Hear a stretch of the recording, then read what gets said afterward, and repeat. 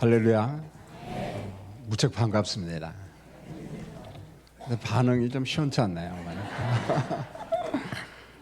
제가 3부 예배 딱 들었는데 성가대 보고 전부 다 그 옷을 입었는가 그냥 깜짝 놀랐습니다. 아주 부자 된 기분이고요.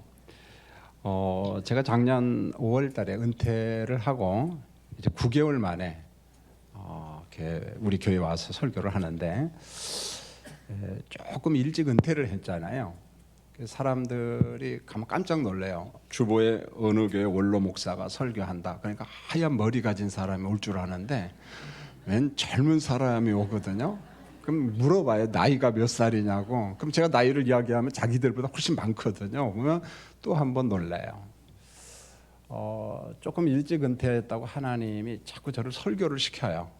그래서 제가 다른 교회에 가면은 그 설교 리스트를 작성합니다. 어느 교회에서 몇 월 며칠 날 설교하고 무슨 주제로 설교했다. 오늘 아침에도 봤는데 오늘까지 제가 은퇴한 다음에 17개 교회를 다녔어요. 설교는 한 30번 한 것 같아요. 보면은 그걸 자랑하려고 하는 게 아니라 우리 교회 사이즈의 중형교회죠. 한 1000명 정도 모이는 교회. 석관중앙교 3부 성가대만큼 잘한 교회를 제가 못 본 것 같아요, 여러분. 진짜예요, 여러분요. 너무 잘하고. 그래서 우리 박혜원 지휘자를 내가 옆에서 열심히 다시 봤어요. 왜 저렇게 잘할까 이런 생각. 성가대 너무너무 감사드립니다. 저도 이제 소식을 자꾸 접하잖아요. 우리 홍 목사님하고 교인들이 교회 부흥과 성장을 위해서 정말 열심히 노력하고 있다. 그걸 제가 듣고 보고 있습니다. 우리 경기노회에서 다시 한번 재도약하고 최고로 성장하는 우리 교회가 되었으면 합니다. 우리 홍 목사님을 만난 지 이제 딱 1년하고 19일 됐거든요. 가만히 보고 제가 여기 설교는 안 하지만 만나서 이제 식사도 하고 대화를 하는데 이런 생각이 들어요. 그게 은사로 말하면은 그 성품의 온유함, 아마 대한민국 목사 중에서 1등이겠다 그런 생각이 들어요. 그만큼 마음이 곱고 온유하고 참 착하다. 하나님께서 그런 목사님을 우리 교회에 인도하신 것도 감사하고, 여기 한 가지 우리 성도님들이 정말 적극적으로 협력하고 같이 동반자 마음으로 사역하면은 크게 부흥하는 우리 교회가 될 줄 믿습니다. 홍 목사님을 위해서 기도 많이 해주시고 많이 협조해 주시면 대단히 고맙겠습니다. 이제 금년 들어와서 벌써 이제 구정으로는 아직도 새해죠. 보면요, 좀 있으면 무슨 설교를 할까 하다가 제가 고린도후서 이 말씀을 읽다가 맞아, 우리 성도들에게 하나님이 어떤 분인가를 좀 소개하자. 그런데 오늘 말씀에는 위로의 하나님, 하나님이 어떤 분이신가, 위로하시는 하나님, 그런 주제가 나오거든요. 그 4절 말씀에 보면은 말씀 가운데 이런 표현이 있어요. 우리의 모든 환난 중에서 우리를 위로하사. 이런 문장을 잘 보세요. 우리의 어떤 환난이에요? 모든 환난 중에서 우리를 위로하사. 원래 이 본문의 분위기는 이런 겁니다. 사도 바울이 하고 싶은 말이 있었는데, 자, 성도들아, 하나님의 위로를 받은 사람들아, 하나님의 위로를 경험한 사람들아, 여러분 옆에는 고난받는 성도가 있다. 그게 가족이든 성도든 상관없습니다. 바로 고난받는 사람 옆에서 그 사람을 위로하라. 자, 위로를 경험한 사람이 다른 사람을 무엇할 수 있다는 거예요? 위로할 수 있다는 겁니다. 자, 그러면은 우리가 늘 듣는 위로라고 하는 단어의 깊은 의미가 무엇인가? 너무 평범해 보이는데, 그러나 헬라어 원뜻은 그렇지가 않습니다. 제가 헬라어 이야기를 조금 이야기해서 죄송합니다만은, 여기 위로라고 하는 단어의 하나님의 속성, 그러니까 하나님의 성품, 하나님은 어떤 성품을 가지고 계신가, 그걸 설명하고 있는데, 헬라어로 위로라는 말은 파라카론 이렇게 읽어도 되고 파라칼론 이렇게 읽어도 상관이 없습니다. 그런데 파라라고 하는 말은 옆에서 그런 뜻이에요. 누구누구 옆에서 파라. 그 다음에 칼론이라고 하는 말은 말 그대로 위로한다, 그 다음에 격려한다, 한 가지 깊은 의미가 있는데 그 사람의 슬픔을 덜어준다, 그런 표현이 있어요. 그 사람이 안고 있는 고통을 덜어준다. 자, 이런 뜻입니다. 우리 하나님은 고난당하고 있는 사람 옆에서, 이걸 기억하십시오. 왜 옆이라는 말을 제가 강조하냐면 하나님의 친밀성을 강조하는 거예요. 우리가 하나님을 이야기할 때 뭐 전능자다, 장엄하신 하나님 다 옳아요. 그런데 그런 표현보다는 하나님이 내 옆에서라고 이야기했을 때 하나님은 누구지? 나의 친밀하신 하나님, 친밀하신 아버지야. 그런데 그 하나님이 우리 옆에서 무엇 하느냐? 그 사람의 슬픔과 괴로움을 덜어주는 일을 한다, 그런 말입니다. 그런데 이 정도의 의미가 아니에요. 더 깊은 의미가 있어요. 여러분, 헬라어나 히브리어 자체가 문법이 있거든요. 시제가 있습니다. 그런데 이게 현재 분사예요. 자, 무슨 말이냐면은 하나님이 우리 옆에서 위로를 하는데 가끔가다 위로한다, 간헐적으로 위로한다, 그런 말이 아니고 지속적으로 위로한다는 거예요. 여러분, 어느 때는 하나님은 나에게 관심이 없는 것 같아, 왜 나를 위로하지 않았지, 내 기도 응답을 안 하시지, 이런 생각이 들 때도 그 옆에서 하나님이 여러분을 붙잡고 있다는 거예요. 하나님의 위로가 그런 거란 거예요. 지속적으로 하나님께서 우리를 위로한다. 그러면 하나님께서 자기 백성들을 위로할 때 여러 가지 방식이 있어요.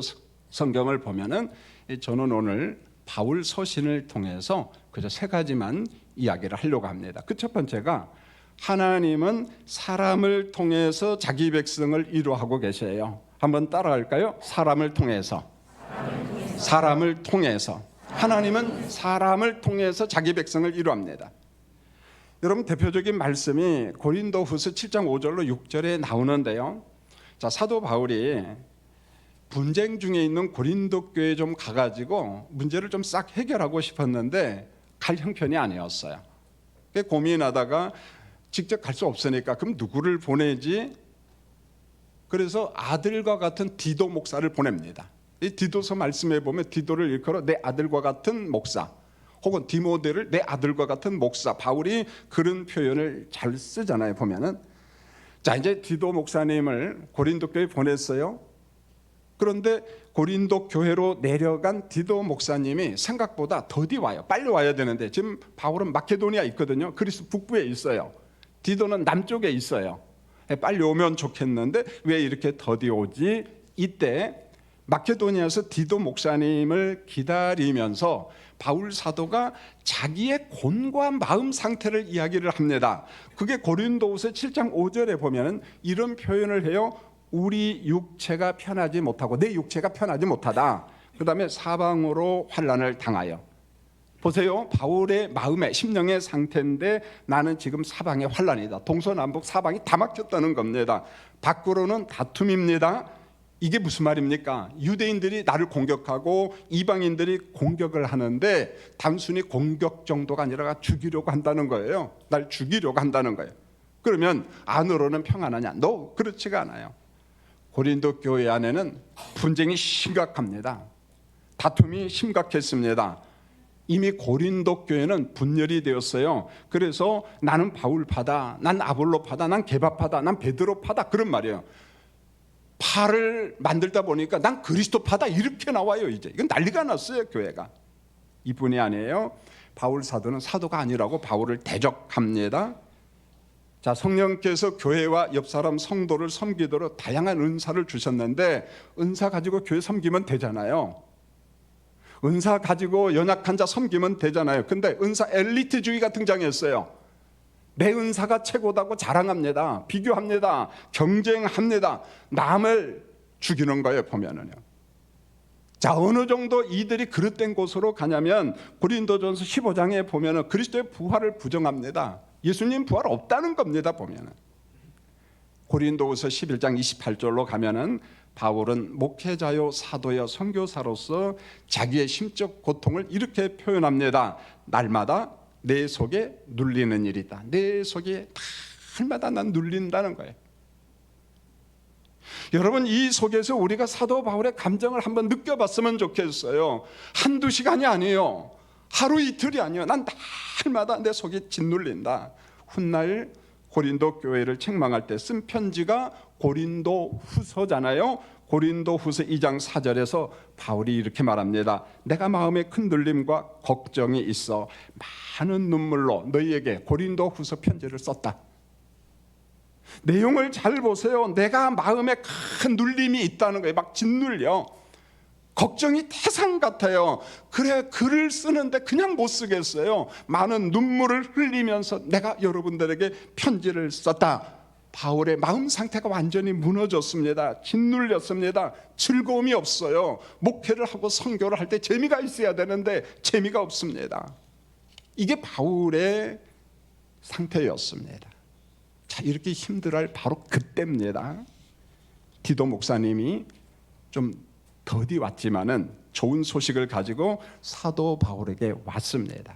그리고 바울 사도를 위로를 하는데 바울이 그렇게 간증을 해요. 고백을 합니다. 고린도후서 7장 6절로 7절 거기에 보면 이런 단락이 있습니다. 너희의 사모함과 애통함과 나를 위하여 열심히 있다라고 하는 소식을 들었어요. 디도가 그 소식을 전합니다. 큰 위로를 받아요. 여러분, 이것은 해석을 해야 돼요. 이런 뜻입니다. 그동안 고린도 교회는요, 바울은 사도가 아니라고 얼마나 대적했는지 몰라요. 얼마나 힘들게 했는지 몰라요. 목회 못하는 거예요, 보면은요.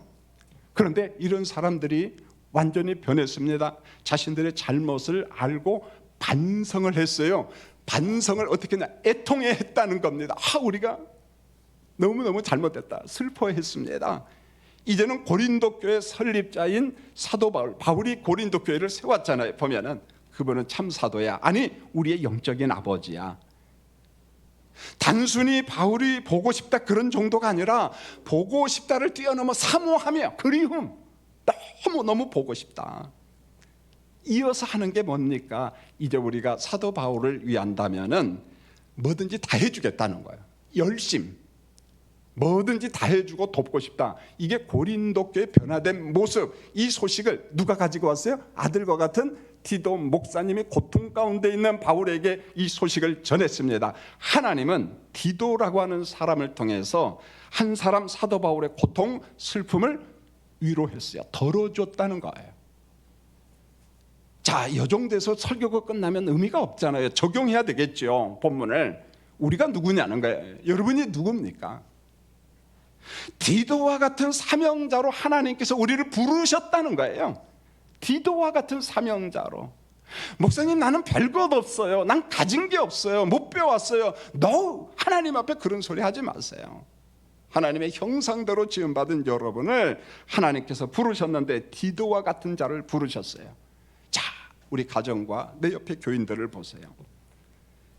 인생 만사형통, 천만에 그런 법 없어요, 세상에. 우리 가족도 고통을 당합니다. 내 옆에 있는 교인도 고통 당합니다. 슬퍼합니다. 외로워합니다. 고독이 있어요.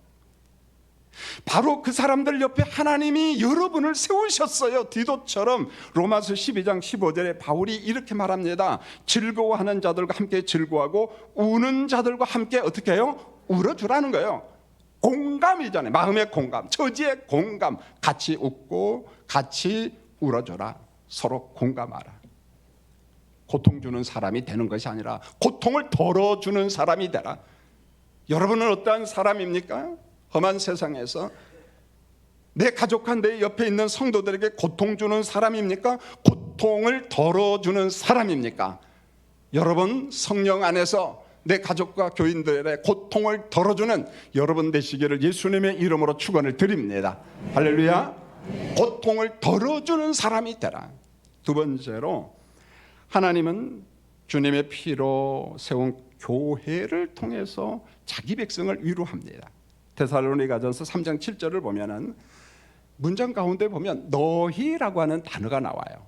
이게 너희가 누구냐면 데살로니가 교회거든요.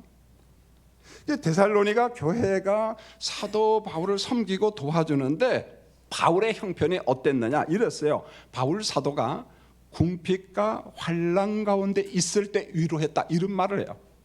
여기서 궁핍은 영적으로 해석하면 안 돼요. 문자적으로 해석해야 돼요. 바울이 힘들었어요. 가난했어요.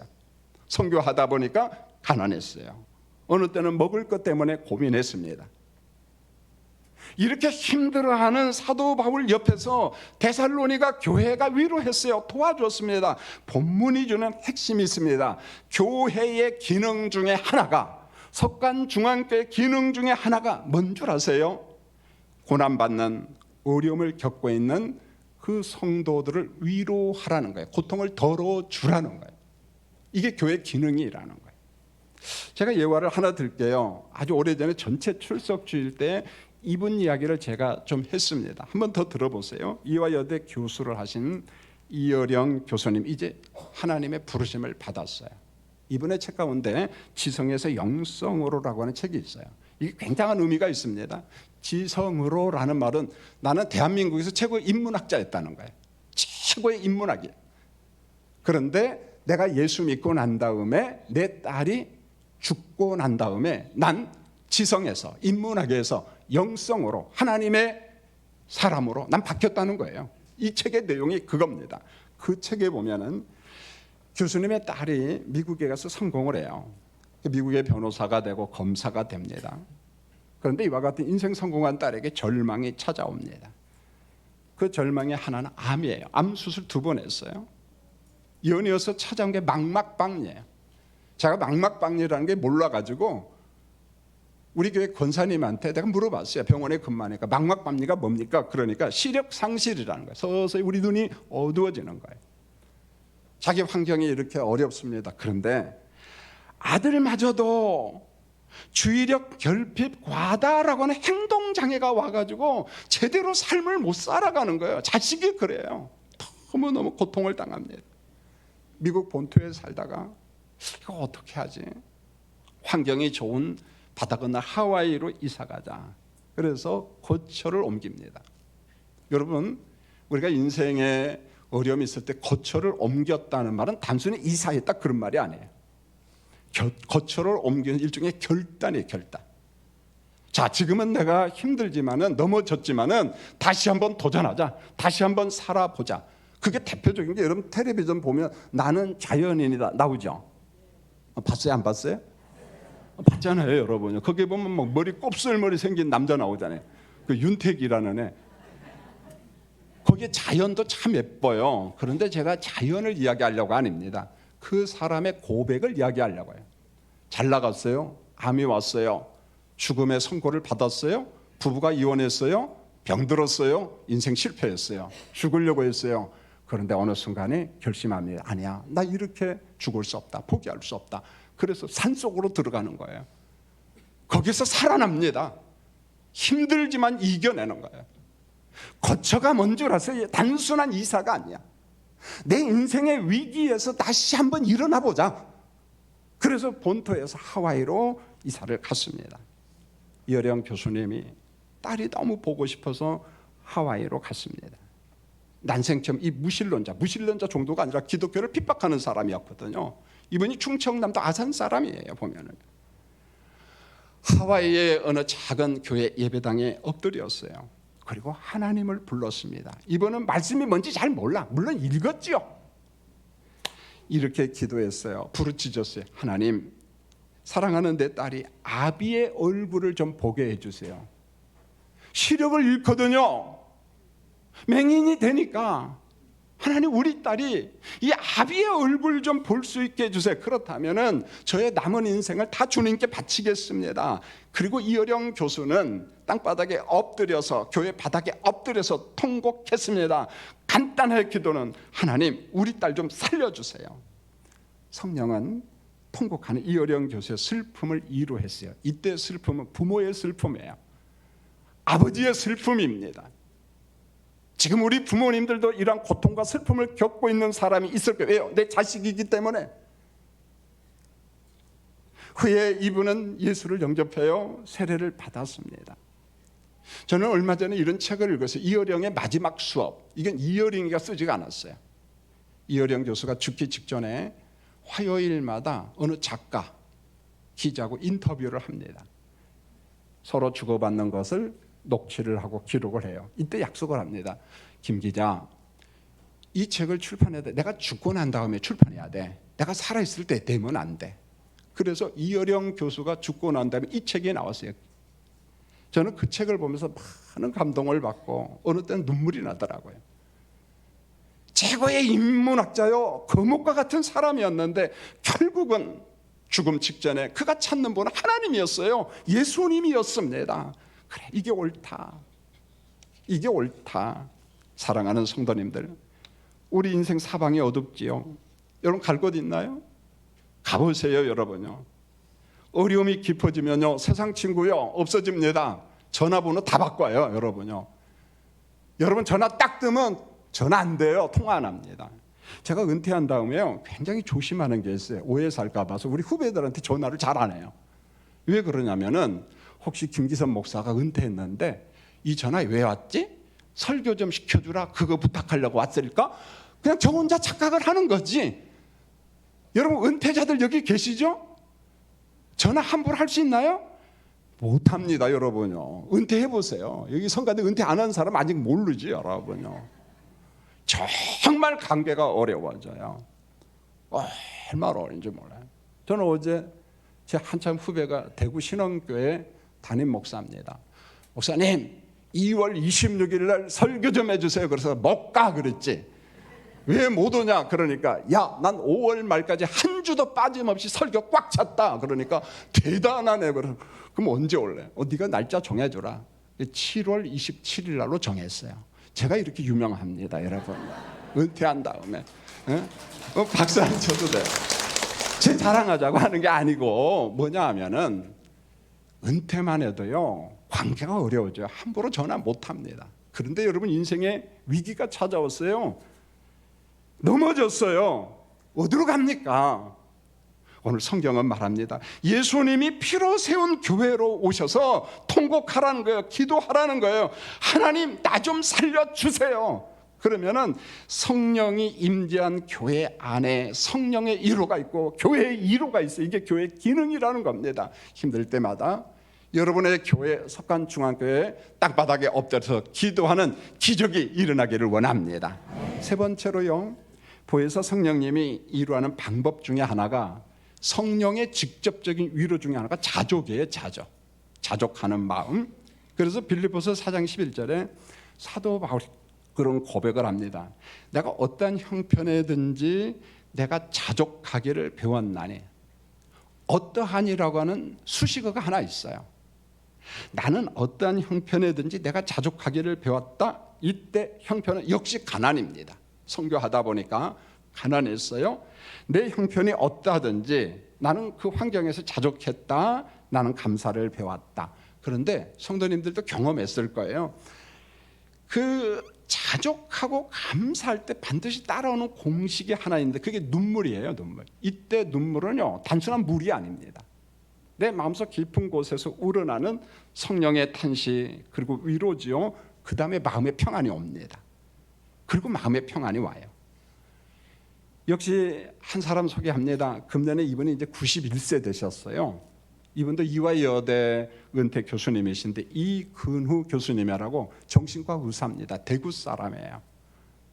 이분은 경북대 의대를 나오고 이화여대에서 계속 교수 생활을 했는데 이분의 글이 최근에 참 많이 나와요. 저도 읽어봤어요. 100살까지 유쾌하게 나이 드는 분 참 재밌잖아요. 100살까지 어떻게 나이 들어요? 유쾌하게 나이 들으라는 거야. 여러분 이런 복이 있기를 원합니다. 아멘 한 사람한테는 2배 올 거예요. 그런데 그 책에 보니까 인생을 정반대로 산 2사람을 소개해요.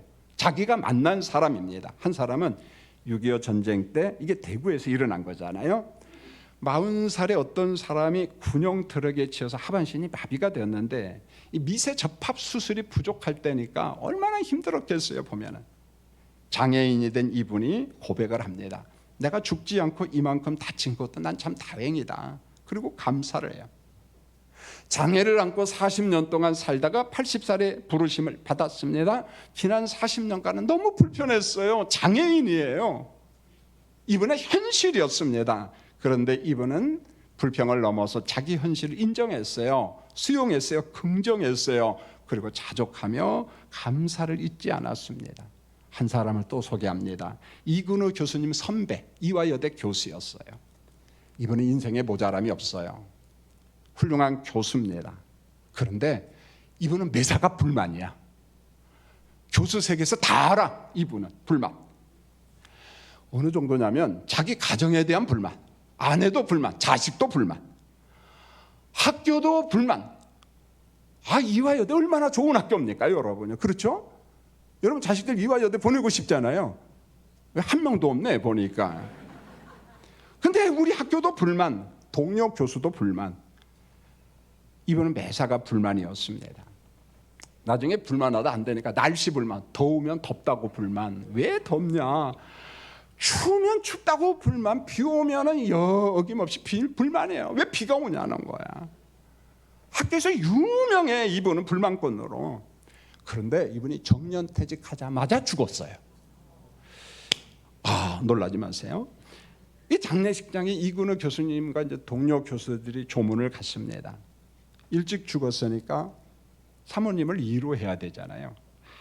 아주 고민하면서 이렇게 말을 했어요. 이근우 교수님이, 사모님, 앞으로 할 일도 많은데 교수님이 일찍 돌아가셔서 안타깝습니다. 그럼 예, 그렇죠. 이렇게 나올 줄 알았는데 사모님 아쉽기는요.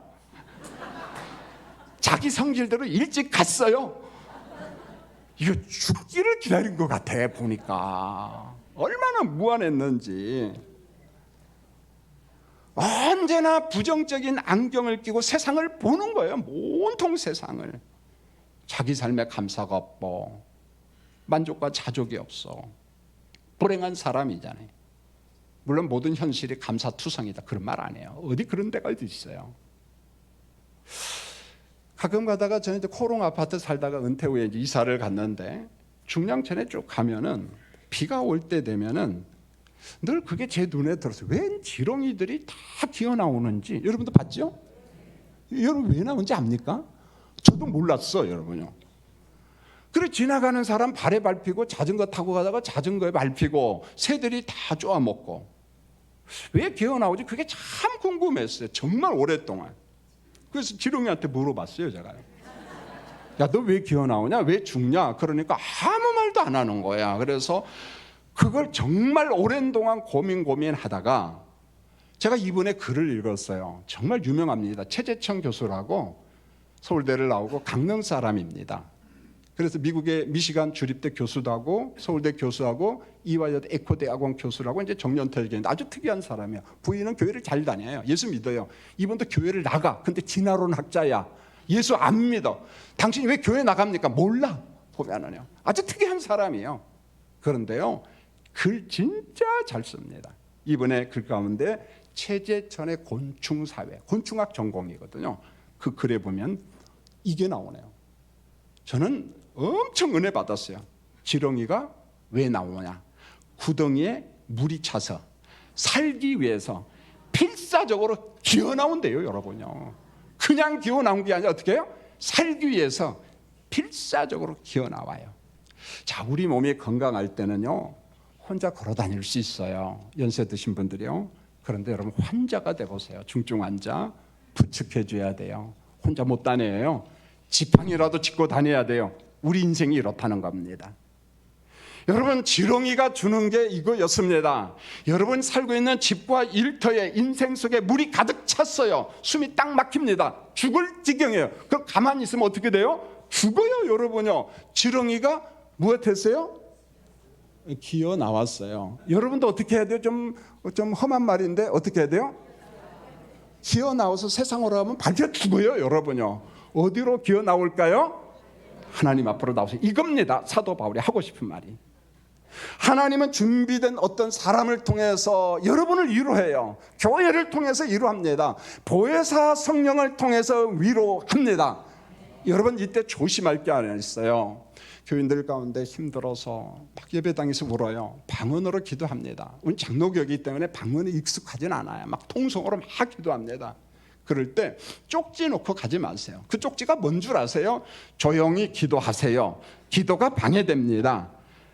세상에 이렇게 속 좁은 사람이 어디 있어요? 왜 웁니까? 왜 탄식합니까? 죽겠다는 거예요. 살고 싶어서 예배당에 온 거예요. 조금 불편해도 좀 울게 내버려 두세요. 밟지 마세요.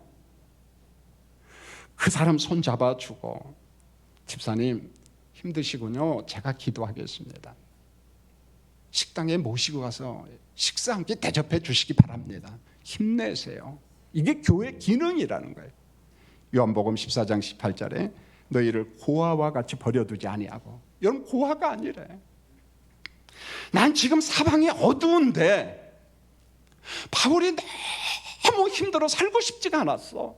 그런데 하나님은 디도 목사님을 통해서 사도 바울이요, 아버지 같은 바울이요, 일어나세요. 일으켜 세웠어요. 따라하겠습니다. 나는 고아가 아니다. 목자 되신 하나님께서 사람을 통해서 여러분을 잡아줍니다. 교회를 통해서 잡아줍니다. 성령께서 여러분을 위로합니다. 우리 석한 중앙교회 홍 목사님과 전 교인들이 이와 같은 사명자임을 기억하면서 서로 잡아주고 서로 일으켜 세워주는 정말 멋진 교회가 되기를 예수님의 이름으로 축원을 드립니다. 기도하겠습니다. 하나님 감사합니다. 못나고 부족하고 영벌의 심판을 받아야 되지만 성령께서 우리를 부르시고 의롭다 인치어 주셨어요. 어느 때는 나 혼자 먹고 살기도 힘들어요. 그런데 성경에는 우리에게 사명자로 세우셨어요. 바로 디도와 같은 역할입니다. 우리 부모님이, 우리 자녀가, 우리 형제가, 우리 교인이 너무 힘들어 고통당할 때 그 사람 옆에서 기도하게 하시고 손잡아주고 일으켜 세울 수 있는 우리 모든 석관 중앙교회 교인들 되게 도와 주시옵소서. 목사님 옆에서 목사님을 돕게 하시고 장로님들 옆에서 장로님들을 돕는, 교인들 옆에서 교인들을 손잡아주는 우리 교회 되도록 주님 복을 내려 주시옵소서. 예수님의 이름으로 기도합니다. 아멘.